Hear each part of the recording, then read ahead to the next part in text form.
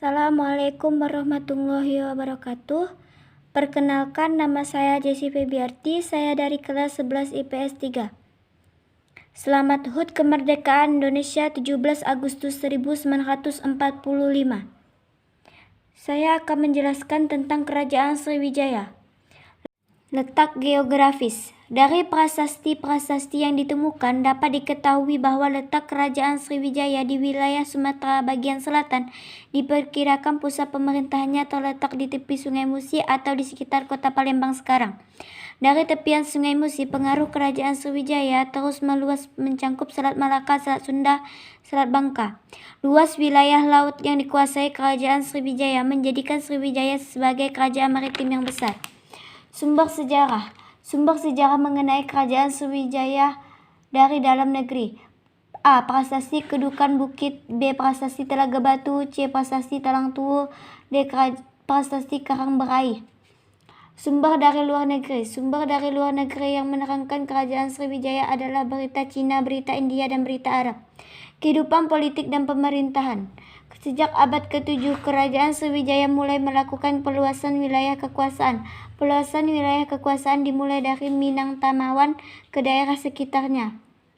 Penguasaan wilayah-wilayah tersebut erat hubungannya dengan penguasaan lalu lintas perdagangan. Wilayah kekuasaan Kerajaan Sriwijaya sampai abad ke-13 meliputi sebagian besar Sumatera, Semenanjung Malaya, sebagian wilayah Jawa Barat, dan pulau-pulau yang ada di Laut Cina Selatan. Kerajaan Sriwijaya dapat berkembang menjadi kerajaan karena didukung oleh faktor-faktor berikut. 1. Letak Kerajaan Sriwijaya dengan sangat strategis yang berada di jalur lalu lintas perdagangan antar India dan Cina. 2. Runtuhnya Kerajaan Funan Cina Vietnam. 3. Majunya aktivitas pelayaran dan perdagangan antar India dan Cina. Kekuasaan raja di Kerajaan Sriwijaya bersifat mutlak. Pada abad ke-8 dan ke-9, Kerajaan Sriwijaya mencapai puncak kejayaan pada waktu diperintah oleh Raja Balputradewa dari dinasti Sailendra.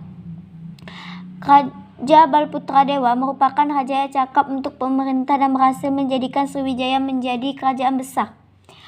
Raja-raja yang pernah memerintah di Kerajaan Sriwijaya antara lain Dapunta Hayang Srijayanasa, Sri Indrawarman Balputradewa, dan Sri Sanggaramawijaya Tunggawarman.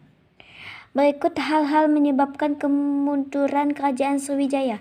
1. Kerajaan Sriwijaya berulang-ulang diserang oleh Kerajaan Cholamandala dari India.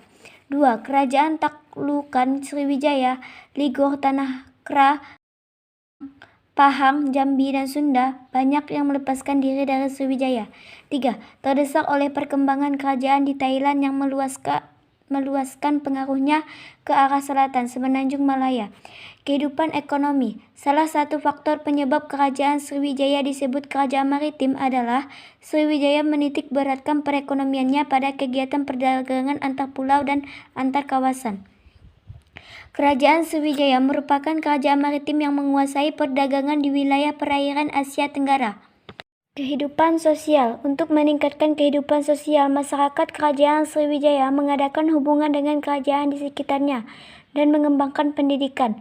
Bukti bahwa Kerajaan Sriwijaya dikenal sebagai pusat pendidikan agama Buddha adalah catatan 1 Sing yang menyatakan bahwa terdapat 1000 pendeta Buddha yang belajar agama Buddha di Sriwijaya.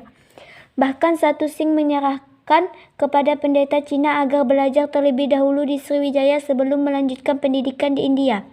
Kehidupan budaya. Bukti bahwa Kerajaan Sriwijaya memiliki kebudayaan yang tinggi adalah dari prasasti-prasasti yang ditemukan. Prasasti tersebut tidak lagi menggunakan bahasa Sanskerta, tetapi sudah menggunakan bahasa Melayu kuno. Hal tersebut menunjukkan bahwa masyarakat Kerajaan Sriwijaya tidak menerima kebudayaan asing begitu saja, tetapi disesuaikan dengan budaya setempat. Sekian dari video penjelasan saya tentang Kerajaan Sriwijaya. Mohon maaf jika ada kesalahan. Wassalamualaikum warahmatullahi wabarakatuh.